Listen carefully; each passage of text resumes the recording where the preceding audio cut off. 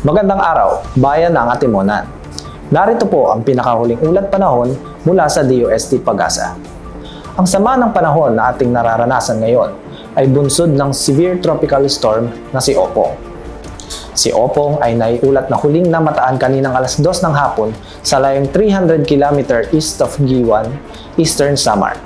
Patuloy itong naglalakbay pakanluran na may bilis na 15 km per hour at may maximum sustained winds na 110 km per hour malapit sa sentro at pagbugso na aabot naman sa 135 km per hour.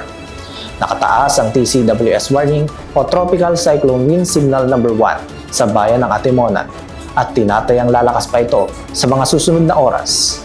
Inaasahang dadaan si Opong sa ating bayan bukas ng hapon hanggang gabi at magdudulot ito ng matinding pag-ulan at pagbaha sa mga malapit sa coastal areas, mga mabababang lugar o low-lying areas.